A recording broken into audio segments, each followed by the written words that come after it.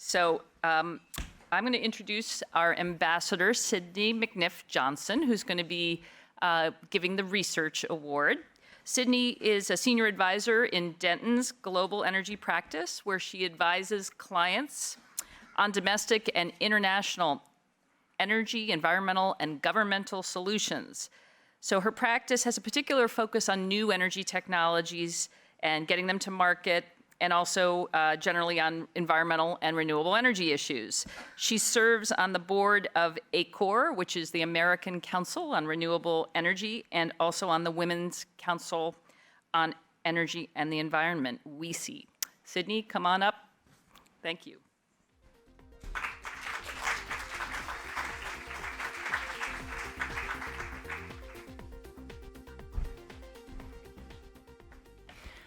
Thank you, Nancy, and thank you to the whole C3E team as well as MIT for putting on this extraordinary 2 days. It's a brain spa, and it's pretty intimidating going after those brilliant women, but I'm going to make a stab at that here. I'm here to celebrate and award the Research Leadership Award to Dr. Jessica Granderson.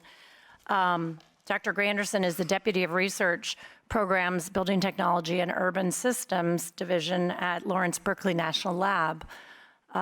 She leads her team conducting cutting-edge research in building controls, automation, and analytics to develop innovative solutions for commercial buildings. And this is of particular interest to me because I worked on this about 20 years ago, and I'm so happy she's doing this. She provides technical expertise and knowledge transfer to advance the energy management initiatives of the nation's largest enterprises, national accounts, and public sector entities. Her methodologies help streamline the verification of performance-based systems for energy savings. And at any rate, I had a wonderful conversation with Jessica earlier, and she holds an AB in mechanical engineering from Harvard and a PhD from the University of California at Berkeley. And speaking with her and talking to her about her early career, I asked her if she knew back then if where she was headed. And interestingly enough, she said no, she's a product of good fortune and happy accidents along the way. And early on, she had attended a conference where she said that someone up on the podium like me was reaching out and saying, okay, you're all 20 years into your career. How many of you are now working in the area where you started 20 years ago? And she said, nobody's hand went up. And that really made me think about my career. And so she's actually led a pretty diverse career, and I think it's really extraordinary. So I think probably that gave her the freedom to do some interesting things. She started at the Goddard Space Center, and she was working in the high-performance optics of telescopes. And that's sort of cool. And that led her to then working on the technical aspects of cooking stoves, which took her to Guatemala, where she worked. After that, she then worked on the technical specifications of those cooking stoves, which took her on to Darfur and Ethiopia. So, I mean, it's so amazing that her career started out in that direction, and ultimately working with the instrumentation on these telescopes funneled her into the energy world. And she says that it was those efficiencies that she was finding in that initial research that actually led her to Lawrence Berkeley National Lab. Now, what's interesting about all this is that for those of you who don't know the lab as well, Lawrence Berkeley National Lab initially was a nuclear lab, but in the 70s, due to the let's call it dire frustration in the Bay Area because of the terrible gas lines, which I knew about working for Congressman McCloskey because it was my job to tell all of our irate constituents where the oil was while they sat in the 3-hour line and when it would be getting to them. So meanwhile, over at the lab, a whole group of scientists decided to really focus not so much necessarily on nuclear, but also on energy efficiencies and how do we become a different kind of a society and really start what probably led the burgeoning and fantastic environmental movement and energy efficiency that we see today. So we share that in common, and I'd like to commend her for the extraordinary work she's done in mentoring while she's been there at the lab. She works very hard, not only with women, but with students of color and diversity. And she really works hard reaching out to give all those students an extra push. And I think that you all know in presenting these awards, we, as the ambassadors, work very hard to not only find someone who's best in their field, but somebody who really gives back to their field. And I think Dr. Granderson is a real hero in that area. So our having presented this award to her, she's going to be, it's the first time she's back in Cambridge since going to Harvard. And I'm really excited that we could bring her back and honor her with this great award. So Dr. Granderson, please come up, and we congratulate you for your research, your leadership. Thanks.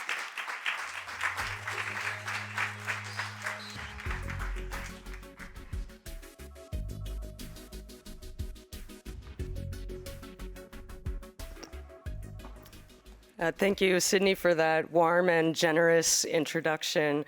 We're nearing the end of the second day of our symposium here, and I have to say I'm having a fantastic time. This is the best conference by far that I've been to all year.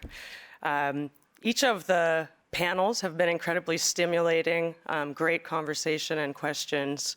The opportunities to network, the student posters and presentations, I think all of this is fantastic. It's been a pleasure to meet all of you in the room and learn of the highly impactful and impressive work that you're each doing.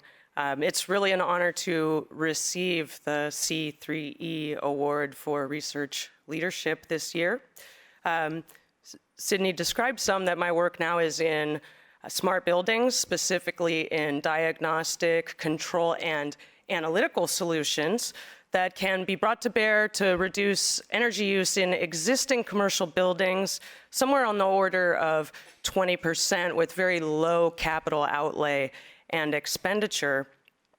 This research is really about bringing the advances of information technologies to transform building operations in the same way that it has in other industries. Now, I never would have predicted, say, 15 years ago that I would find myself here in this field. My PhD in mechanical engineering actually was in user-centered design, design theory, and design methodology, certainly not in thermodynamics, building science, or heat transfer. But I actually believe that's why I'm really enjoying the work today. It requires a real focus on people. That's connecting those who develop the technology solutions and tools with the owners, building owners, energy and sustainability managers who use these technologies in their day-to-day work, and the utility program administrators and implementers who work to deploy these technologies at scale in the commercial sector. So it's been a lot of fun. I want to be sure to thank three key groups. First, of course, the C3E initiative ambassadors and sponsors, making this program possible and this event. Second, I want to acknowledge two key agencies, the California Energy Commission and the Department of Energy, particularly for my work, the Building Technology Office. Without their ongoing and sustained support, we would not be able to achieve the impact that we do and continue the work that we do. Third, my outstanding team and coworkers at the Lawrence Berkeley National Lab. If you know the lab, you or those who work there, it's not uncommon for people to spend their entire careers at the lab. They may come as graduate students or postdocs and stay the duration. Now, their passion for the field notwithstanding, if you ask people what makes them stay, they will say, to a T, hands down, it's the wonderful coworkers, atmosphere, and environment, and that has certainly been my experience. Now, one of the most exciting aspects of this award to me was not just the personal recognition and the prestige that it confers, but also that this comes with a generous cash gift to advance the mission of the C3E initiative to promote women in clean energy. I was fortunate enough throughout my undergraduate and graduate studies to receive the support from a number of organizations who were committed to advancing the numbers of underrepresented students in the STEM fields. And I'm very much looking forward to working with one of these organizations to establish a very directed scholarship for an undergraduate student, a woman of color who's interested in pursuing a degree in engineering or the applied sciences, hopefully with end applications in clean energy. So, thank you.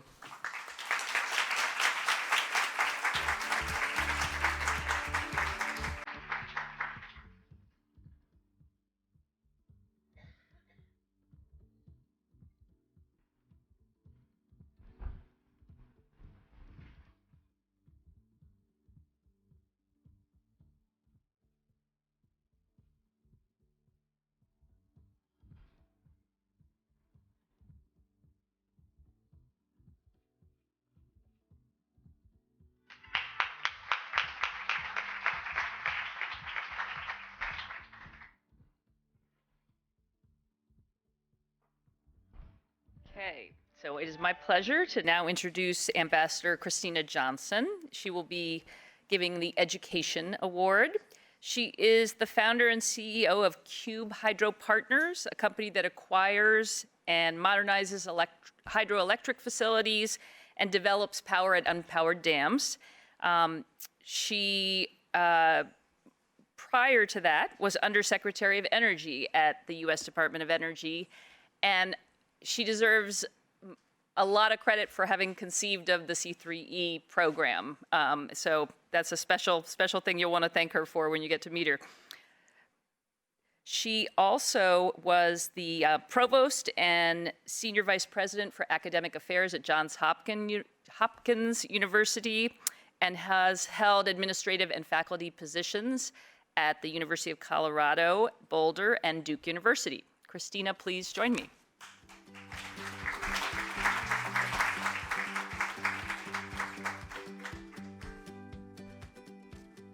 Well, thank you very much. First, I'd like to thank Carolyn McGregor and also Martha Broad for the kind invitation to present this terrific award. And it's just so wonderful to see so many dynamic women in the clean energy field. Earlier this week, I was at a candidates event, presidential candidates event for clean energy leaders. And I found it rather ironic. I was one of 9 people on the panel, the only woman, and only one of a few women at the event, which, as I said, was a little ironic given the gender of the particular presidential candidate. But I can say that clean energy is definitely at the top of her agenda, so stay tuned for that. But moving from the political to the more important, shall we say, it's meeting people like Danelle Hogan that just make me so happy to be part of this field. And she really is one of the people that we envisioned would help carry forward what we wanted C3E to be all about. I remember so many times I've been at meetings, and so often young women will ask the question, how can we get more women and underrepresented minorities into the field? And it's a very tough question. It's a very important question because right now in our industry, the average age of the energy worker is over 50. When I was undersecretary, I was 48. I don't think it's getting any younger, and that was 5 years ago, but I'm hoping it's gotten a little younger. So it's even more important than ever to have leaders like Danelle in energy education, and it's my great pleasure to introduce her. Danelle is currently the director of the STEMAZing project for the Office of Pima County School Superintendent in Tucson, Arizona. In this role, she provides professional development opportunities for pre-K through 12 educators. She edits the STEMAZing newsletter And prior to that, she, and still ongoing, she organizes quite a lot of local and national outreach programs. So these are intensive 1 week long programs. There's one in Idaho, one in Tucson on water. And when she was an Albert Einstein Fellow at the Department of Energy, she was responsible for coordinating STEM outreach for 13 different agencies and thousands of experts. Now, I asked Danelle when we met earlier today, what's the one thing that surprised her over the years that she's done her work? And it sort of surprised me what she said. But I think when you meet her, you'll understand that. She said that, I really like the one-on-one contact with students. I like to make an input and an impact on one person's life. But now, really what I'm doing is teaching the teachers. So I think the thing that surprised me was I got as big a thrill out of seeing the light bulb go off on the teachers and hearing from them the impact that they're making on more students and realizing that really what I've done is a ripple effect. So I thought that was a really important thing to share. So I think the lesson is for all of us, as we go on with our career, we'll have the opportunity to take a bigger and bigger stage and make a bigger impact. But we also need to do the day-to-day, the one-on-one as well, because you really have to do both. You have to have the big picture, but you have to remember the little details. I think the best thing really that Danelle said was, and I quote, "Change will come through the empowerment of early childhood and elementary school teachers with engaging, hands-on professional development using equipment and supplies they will be provided to use in the classroom." And so that's another thing that Danelle told me when we had a few minutes to speak, is that she enjoyed, with things that people would throw away, being able to get that aha moment in individuals. So it is with great pleasure I'd like to ask DaNel Hogan to come up and receive this award for leadership in education.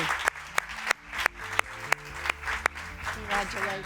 Yeah, thank you. Thank you so much. This is an incredible honor, and I want to thank, first of all, Linda Silverman from the Department of Energy for nominating me for this award, and also the C3E ambassadors for selecting me, and for including education, especially K-12, in the symposium, because it is critically important, and especially early childhood. We have a very big focus on early childhood for a variety of reasons, including the fact that so many elementary and early childhood educators are a little bit afraid of STEM stuff, but I think it's mostly because they haven't had really awesome experiences with it yet. And once you give them those experiences, then they can take that passion back into the classroom and show it off as well, and really encourage students, especially young girls, to get involved in STEM careers. Because at those early ages, when our young girls are gender identifying and they see the female teachers, sometimes verbally, sometimes just through their actions, showing that they don't like STEM stuff, it's really devastating. So we're on a mission to change that, and I think the STEMAZing project is starting to make a lot of great strides to that end. I'm a teacher. I'm a physics teacher by training, and I have a captive audience, so I absolutely can't miss this opportunity to show you a physics trick and teach you a little bit. So this necklace, which I've deputized a few of the graduate students with as well, is available at your local hardware store. It's a lamp pull chain and a welded ring. And my office mates, by the way, who are tuning into the webcast, are laughing and probably shaking their heads right now at the Pima County School Superintendent's office, because they know that I show this to everyone that I meet. So this is a physics trick and not a magic trick. And if you know physics, then you can impress the heck out of people. And I had a captive audience last night at dinner as well, and I was showing them my Pepper's pyramid projector, where you can take plastic you would normally recycle and turn it into a projector for your cell phone that looks like you have a 3D projection coming from your cell phone. So STEM on the cheap is critically important in education these days because of funding issues. And so, you know, we're also really excited about the support to continue the work that we're doing. And one of the philosophies of the STEMAZing project is that we need to not only empower educators with professional development, but also the equipment and supplies that they need to engage their students. Because far too frequently, we show teachers the awesome ways that they might engage their students and then leave it to them to try to figure out how to get funds to get the equipment and supplies that they need. And as you might know, education is a pretty rough area right now when it comes to funding. And so we provide professional development and the equipment and supplies so that they can go engage their students. Or we find really STEM on the cheap ideas to make it possible for them to do that. So I appreciate this honor and award, and I also wouldn't be a teacher if I didn't give you a little bit of homework. And so at our workshops, we've adopted from the Alliance for Climate Education, the DOT, which stands for Do One Thing. And we, for our workshops, give teachers 30 days. So you have to commit to do one thing in the next 30 days. And I'll give you a few options. Number one, it's important to go back and tell educators who've had a positive impact on your career path and your choices, thank you. So often we don't get that positive feedback loop from those that we've impacted, and it means so much to teachers. Even if they're retired, go back and find one of those teachers that really had a positive impact on you and tell them thank you. So that's one option. Another option is we desperately need to tell our STEM stories to our students. We need to give women in STEM a face and a voice and tell our STEM stories. But one word of caution about doing that, and this is one thing that we're passionate about as well, when we have guest speakers who come into the classroom, you need to share the awesome, amazing things that you've done, but you also need to share the failures and the challenges that you've lived through, because too often kids just hear the awesome things that you've done, and then when they hit a wall or struggle or need to find a mentor and find people to support them, they feel like nobody else ever had to do that, and they think, well, this isn't for me. So we have to share the awesome things that we've done, but we also need to share those failures that we've had. And we love STEMAZing picture books that we can use from pre-K to grade to engage students and teach them STEM lessons. And one of our favorites is Rosie Revere, Engineer. If you don't know this book, you should go out and buy it. And Grace was talking about failure earlier, and one of the best quotes from that book is something like, your fantastic first flop was a raging success. Come on, let's hurry and on to the next. And then it goes on to say, life might have its failures, but this was not it. The only true failure can come if you quit. And so we really need to get those messages out to our students, and you can help do that for sure. So I challenge you to write something down, your 30-day DOT, and go out and impact education. And I have to say that I also agree with so many of the women who've been up here and have said, vote and educate yourself about education, both locally and nationally, so that you can also be a powerful voice for making positive change in our public education system. Thank you so much. This is an incredible honor, and I'm so happy to be a part of this group.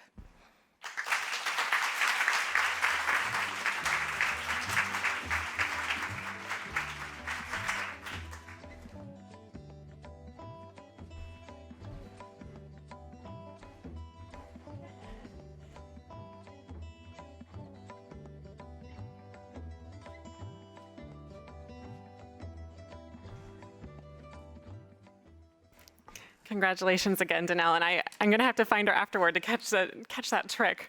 Looks really neat. All right, so we are now in the poster competition winner session of the program.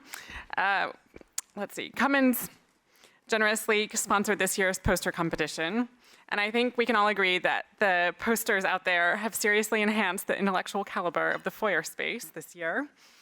We are so pleased to have Cheryl LaValle here from Cummins to present the first, second, and third place winners. Congratulations to all 10 of the presenters.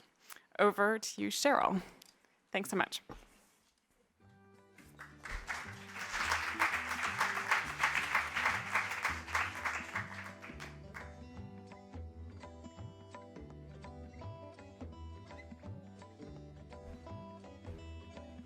Thank you, everyone. This is quite an honor to be here for Cummins. Cummins is very happy to sponsor this poster contest. I had the pleasure of being at a Cummins Global Women in Technology conference just last week in Indiana. And I think I've got all the countries.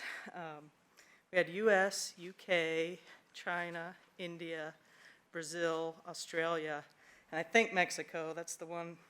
I haven't gone back through the list. But it was a really nice event, a 3-day event to bring together women in Cummins in technology, about 70, kind of the size of this room. And it was for networking and career development and supporting diversity among Cummins. So I'd like to tell you a little bit about Cummins if you didn't know. Cummins is proud to support and engage in the C3E Symposium to create more opportunities for women in advancing clean energy. As a global power leader, we have developed the cleanest and most fuel-efficient engines and power generators in the world.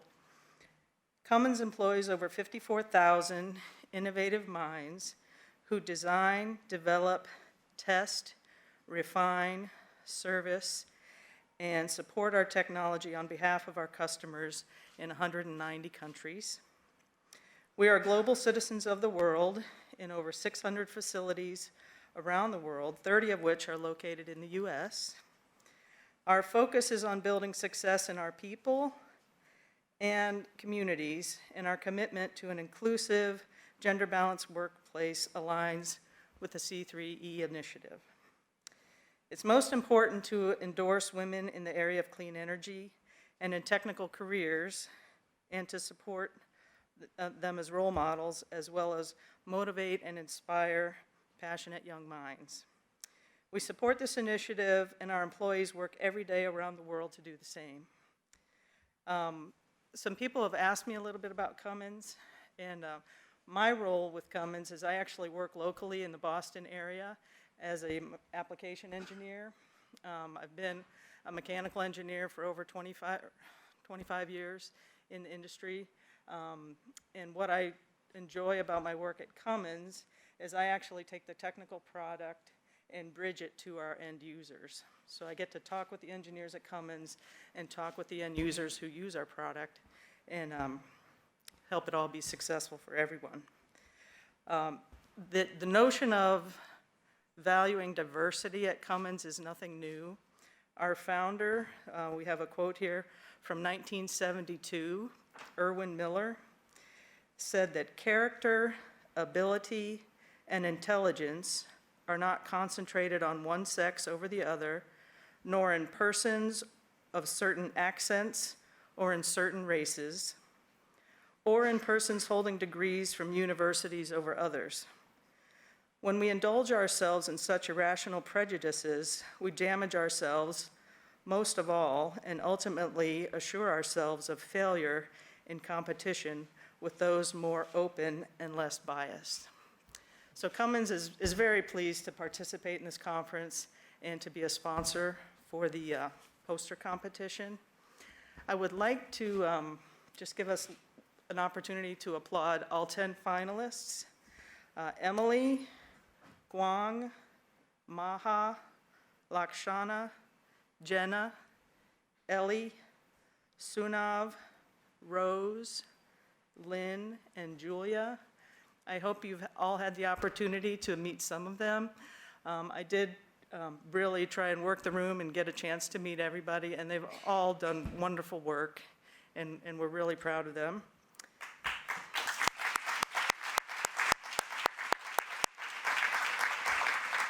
So I'd like to go ahead and bring up the third place winner, and that would be Sunav Shrestha.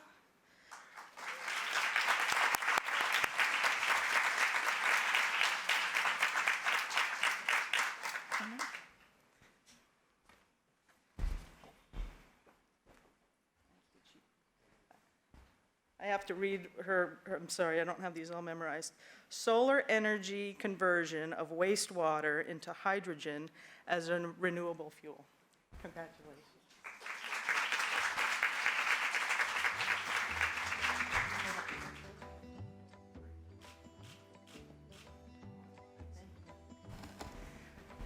Our second place poster winner is Emily Beagle.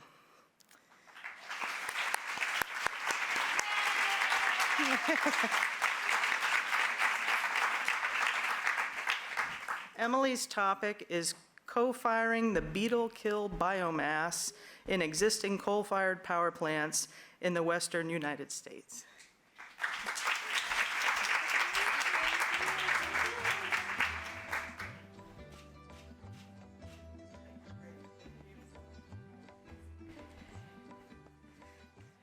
And very exciting, Our first place winner is Rose Sobel.